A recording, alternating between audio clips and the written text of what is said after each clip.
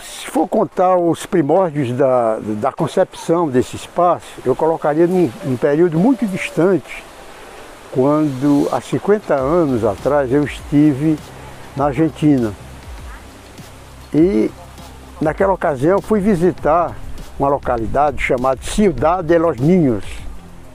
Como o nome indica, era uma pequena vila em que as cidades eram reproduzidas como uma cidade normal, contemporânea e adaptada a crianças. Então a gente via lá tribunais, via igrejas, as casas mesmo, assim, num tamanho reduzido para criança. Quando eu comecei a viajar na Europa, fiquei muito com essa lembrança e procurei ver, eu tive a oportunidade de visitar 32 países, se alguém tinha tido uma ideia também de reproduzir alguma coisa da Europa, já que a Europa é tão rica na arquitetura, em história, etc. Mas não encontrei em lugar nenhum. Então não existe lugar nenhum na Europa que você possa ter um parque temático, como eu imaginava que era a Cidade de los Niños. Para não dizer que não tem, agora a Disney fez uma versão lá na Europa, mas do parque da Disneylândia, mas não uma reprodução sociológica, arquitetônica de uma região ou de uma época. E nessas viagens eu comecei a fazer coleções de objetos de época, principalmente da época medieval. E aquilo me serviu de inspiração para eu fazer a primeira construção, que foi a minha casa.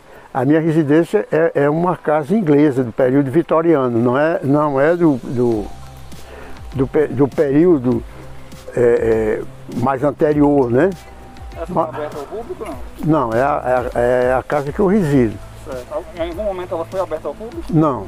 Nunca, né? Não, então é a casa que eu resido, então é uma casa vitoriana, mas não é medieval. E ela tem basicamente os elementos que caracterizam a construção europeia, como por exemplo a inclinação de telhado bem acentuada, aquelas que chamam, aquelas clarabóias que tem no telhado chamado cachorro sentado, que na minha casa tem uns 4 desses aí, tem o window bowl, que é aqueles avanços que tem adiante, né, da casa. E depois que eu comecei a morar nessa casa, as pessoas que me visitavam davam notícia e houve uma procura muito enorme da pessoa para ver a minha casa. Enquanto eu mostrava para alguns amigos, aquilo não era problema, mas chegou uma hora que o número de pessoas que visitavam era tal que perdia até condições de habitação na casa. Foi aí que surgiu a ideia de, bom, já que as pessoas revelam tanto interesse de ver uma arquitetura singular como essa europeia, eu vou fazer um espaço com arquitetura europeia. Hoje, você viajando na Europa, você vai encontrar ao mesmo tempo convivendo a parte histórica, principalmente predominando o período medieval, que é de 500 anos para trás, 1500 anos, 2000 anos, e a arquitetura contemporânea. A arquitetura contemporânea não há interesse porque ela é idêntica à arquitetura universal, sem novidades maiores, né? Talvez um pouco mais de riqueza, mas não mais. Mas a arquitetura medieval, não, ela chama muitíssimo atenção por ela ter uma singularidade enorme na forma de se construir as casas. E aqui, quais foram as escolhas que o senhor fez para essa vila? Então, eu não poderia construir, na hora de construir uma vila, uma reprodução de uma vila, porque os elementos arquitetônicos dela nem sempre são tão interessantes. Por exemplo, tem uma cidade que é muito turística na Bélgica, que é chamada de Bruges, que ela é belíssima no conjunto, mas tem uma curiosidade, todas as casas são rigorosamente iguais. Aliás, na Bélgica, em Bruxelas, se repete essa mesma coisa. Então ela não tem assim, a novidade arquitetônica, porque você mostra uma casa apenas agrupada em torno de um largo, de uma rua, etc. Aí eu digo, bom, então como não existe nenhum lugar em que você vê a diversidade arquitetônica da Europa, até porque, devido ao isolamento na época medieval, cada pessoa construía dentro de um estilo. Então, se você vai para a Alemanha é um estilo, se você vai para o Reino Unido é outro, na Bélgica é outro. Aí, então me ocorreu a ideia de pensar construções mais significativas de cada lugar. É claro que aí tinha um fator limitante. Eu não podia reproduzir um castelo, né? Eu tinha que pegar construções que fossem financeiramente possíveis da gente fazer. Daí eu procurar construções muito interessantes e que estivessem dentro da possibilidade da gente reproduzir. Porque também eu não queria fazer uma miniatura. Eu comecei falando na cidade de Los Niños, que é miniatura, mas eu não queria fazer miniatura. Eu queria fazer reproduções na cor, no tamanho, na forma igual. Então, na hora que eu olhava uma coisa muito bonita, eu digo, vou fazer, isso aqui dá para eu fazer. Na outra muito bonita, não dá, né? Pelo gigantismo da obra. A primeira construção que foi feita aqui foi de uma viagem que eu fui à Suíça, nos Alpes Suíços, e teve uma cabana num pequeno vilarejo que só tinha umas 3 construções, e tinha uma pousada e eu tive a oportunidade de me abrigar lá durante uma noite de neve, uma noite que intensamente nevou. E aquilo foi um momento muito marcante, que foi a primeira viagem, o primeiro momento que eu tive contato com a neve, com os Alpes, etc. E eu fiquei na minha cabeça, eu digo, eu vou fazer essa cabana, porque ela era possível ser feita, era uma cabana toda de madeira. E qual dessas? Aí quando eu voltei, eu fiz essa daqui. Vocês veem que estão lá os elementos lá em cima, o chamado cachorro sentado, veja a inclinação, e ela é toda de madeira. E agora aí se encerra uma curiosidade muito interessante. Hoje em dia, se alguém for escrever uma curiosidade, será sobre essa cabana que foi a primeira aqui. Porque o ano passado eu estive lá com a minha família para recordar essa minha visita que havia acontecido há 42 anos, e chegamos lá, não tinha mais a cabana. Tinha virado um vilarejo de mais de 3.000 habitantes, muito moderno, com extrações modernas e tal. Eu procurando lá o pessoal de turismo, perguntando pela cabana, disse, o que tinha aqui foi removido tudo. Quando foi que o senhor esteve aqui? Eu digo, 40 e poucos anos. Não tem chance. Depois eu fiz uma reprodução dela. É verdade, você tem ela aí? Aí então eu mostrei, né, no celular a imagem dessa cabana para reproduzir, e reproduziu, e lá no estande dela já ficou figurando essa casa que eles não tinham documentado. Eu disse, agora quem desejar ver, vai ter que ir para o Ceará ver essa casa suíça. E ela tem aquelas características e limitações de ser uma construção provisória, porque ela, quando foi construída, o pessoal quando ia para o Alpes fazer um fim de semana e tal. E falta nela esses elementos de conforto, como por exemplo, ar-condicionado, frigobar, né? E eu não queria modernizá-la, né? Cachorro sentado sem essa janelinha? Sem essa janelinha, que curiosamente eles chamam cachorro sentado. Essa daí foi a primeira. Depois, como eu já tinha feito a primeira, eu digo, agora eu vou fazer. Tinha uma outra que também era meu sonho fazer, que era uma cabana de caça, também lá dos Alpes. Então eu comecei pela Suíça e foi aquela lá. Vocês olham para o lado de fora, que você vê a lareira externamente, aquele trançado de madeira que logo eu vou falar sobre ela, né? E aquela dali então é a construção suíça. Essa, se o turista quiser ir lá, para reencontrá-la, existe. Essa ainda existe. Mas ela está numa propriedade particular, ela não é aberta assim para o público, como essa outra que eu me hospedei. Mas se alguém vê essa e tiver o desejo de ir até lá, então dentro dela tem lareira, tem uns elementos, mais ou menos os que tinha lá, com aquele alpendre que tem na frente, que não é alpendre, porque o alpendre nosso aqui é para ventilação, lá não, ali é alpendre, é quando eles iam à caça, eles traziam o animal e esfolava em frente da casa, fazia muito frio. E ali ele fazia, pode olhar que se você depois fizer uma tomada, você vai vendo que o telhado ele vem se interrompe, que ele não é proteção nem para sol nem para chuva. é proteção das intempéries quando ele traz os animais. Bom, depois dessa minha fase suíça, eu também tinha muito interesse pela arquitetura alemã, que hoje é muito destruída. Devido à guerra, você tem que andar grandes percursos para poder chegar numa construção do período medieval, já que cidades inteiras foram completamente destruídas. É bem verdade que eles restauraram algumas dessas casas mais icônicas, etc., mas salvaram algumas.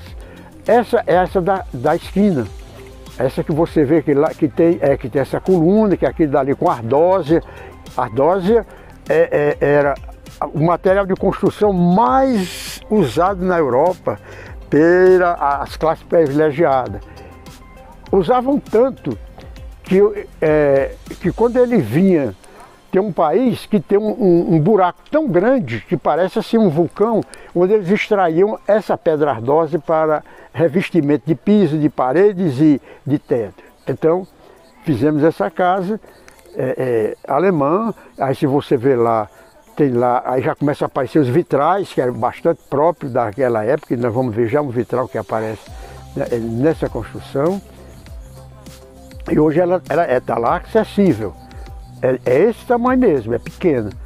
Até porque a Europa, as construções eram diminutas, ao contrário do que se pensa, porque o próprio castelo, ele tinha muito mais elementos de proteção, de fortaleza, e quando você chegava no interior do castelo, as salas, ao contrário do que a gente vê nos filmes, são mínimas. Até onde o rei transitava, então eram pequenas. E as pessoas que faziam as casas habitavam também em casas assim diminutas.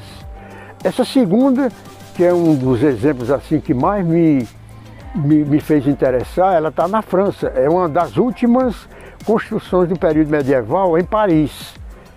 Quem já foi ou pretende ir a Montmartre, em Paris, você pode procurar nas proximidades dela, que lá ela é aberta, é inclusive um restaurante.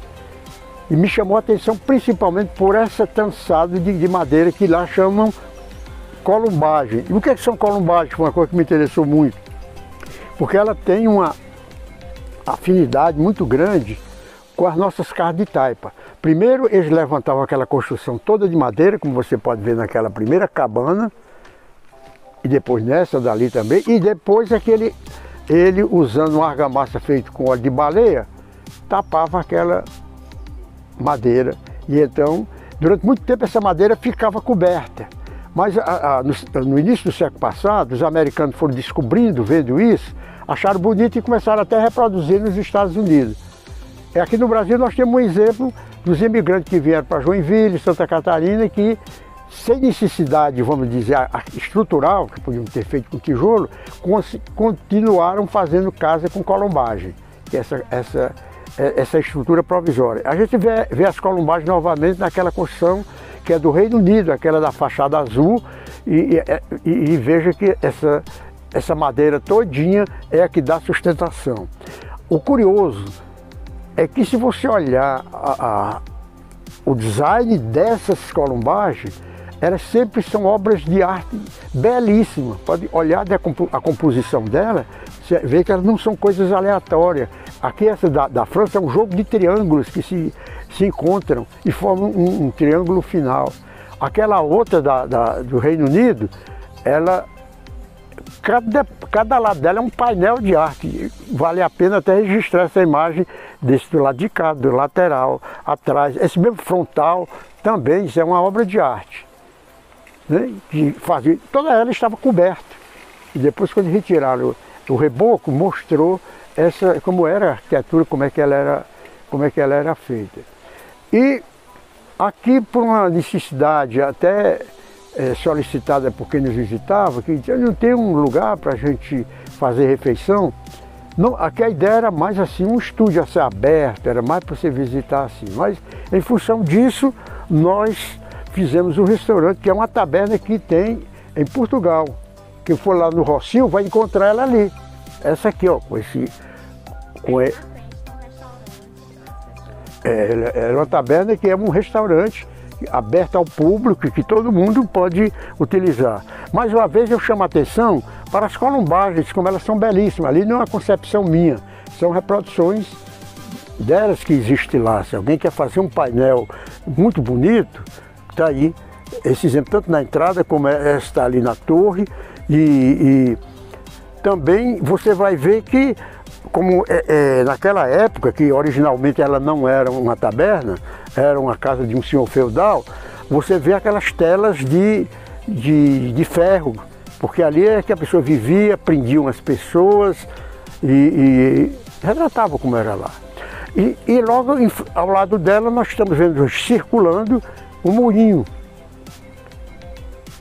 que nós quando visitamos a Holanda, em Amsterdã, ainda hoje a Holanda tem centenas de moinhos em decadência, reconstituído, mas funcionando tem muito poucos, alguns poucos. Esse aqui, perto de Amsterdã, funciona, ou seja, o moinho, as hélices rodam e eles estão exercendo a função de triturar grãos, como nozes e essas coisas próprias da Europa.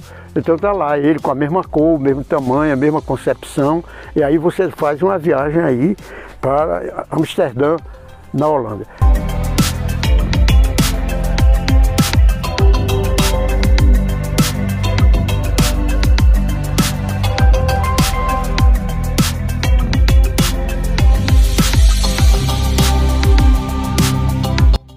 E aqui do lado tem uma construção que eram pequenas entrepostos que faziam no entorno de Paris, o pessoal de caça. Aquilo deveria ser um local onde você talvez escapelasse os animais e que aqui hoje é utilizado para quem nos visita, é uma parte do restaurante.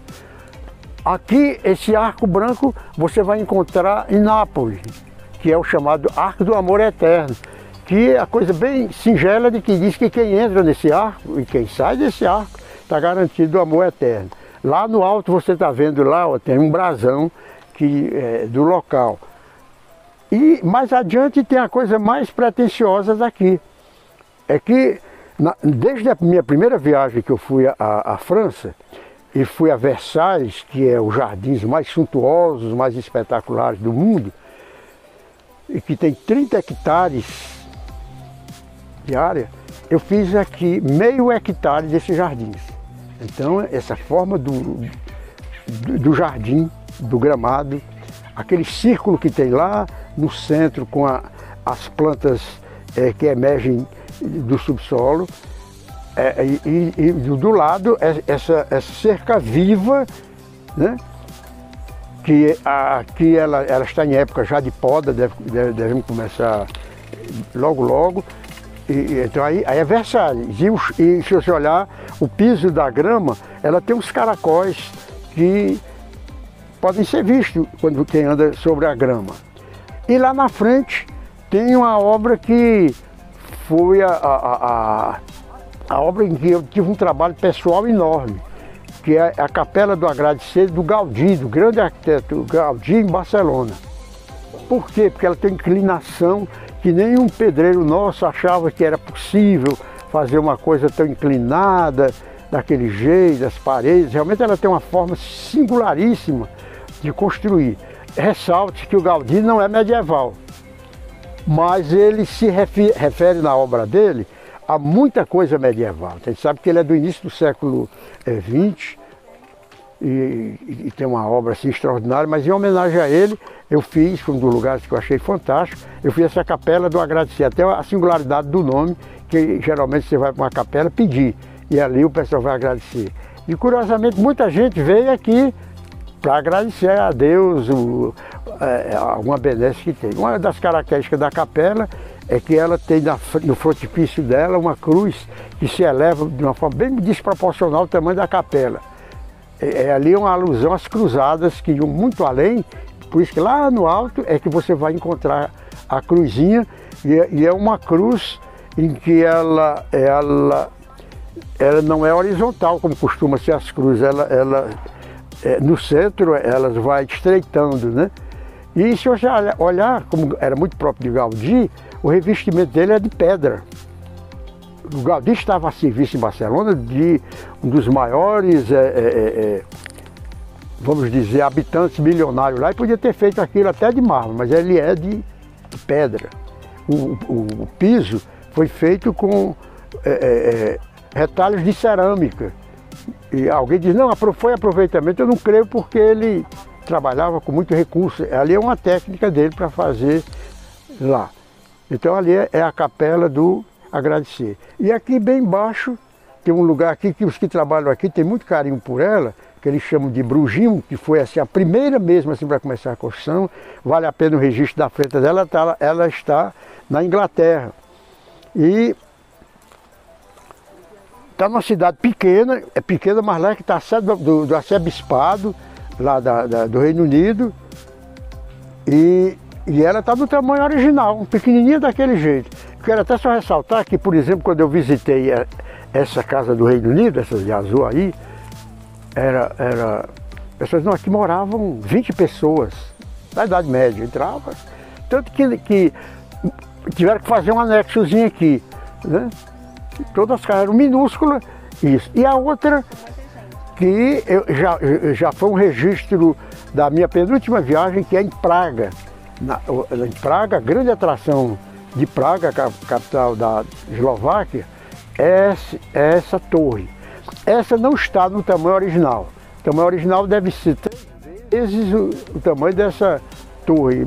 Mas eu não fiz para não entrar numa desproporção muito grande dela com a arquitetura. Então, mas o que chama a atenção, mas ela foi mantida todas as proporções. O que é que a gente vê nela, além dela ser uma torre? Ela tem um relógio que tem 3 funções, que foi feito há mais de 600 anos e já tinha um mecanismo que fazia o relógio fazer não só registro em relação à hora, a distância dos astros. Tem até uma história muito triste, de que o príncipe local mandou matar o relojoeiro para que ninguém tivesse a oportunidade de fazer um relógio igual. E ainda hoje ele é singularíssimo na Europa, lá em Praga. Aqui é uma reprodução mais fotográfica, cada relógio, porque hoje em dia nem eles lá conseguiram fazer um relógio com as funções, eu digo, então eu não vou me aventurar. Está ele lá. As portas, você vê a rudeza das portas, porque eram assim mesmo, portas robustas, para a pessoa se proteger. Por quê? Que é para finalizar. É que durante o período medieval, a Europa foi dominada pelos muçulmanos por 800 anos. E a população da época dos romanos tiveram que se refugiar nas florestas. E esse era um dos elementos de defesa. Um era ficar em grupamentos pequenos, pequenas vilas como essa, não era mais do que isso, era 4 casas, 5 caras, e se refugiavam lá. Essa era um elemento de defesa. A segunda, ele fazer conjugado, unida. As casas eram geminadas. Então alguém diz, por que você não tem uma casa aqui, outra ali? Eu procurei ser fiel não que essas mesmas casas estejam lá geminadas, mas ela está passando a informação de que as casas eram geminadas. Tanto que quando os portugueses vieram para cá, trouxeram essa forma de construir. As nossas casas são da época da colônia, elas já são coladas um lado da outra, que é um estilo bastante diferente do que o americano.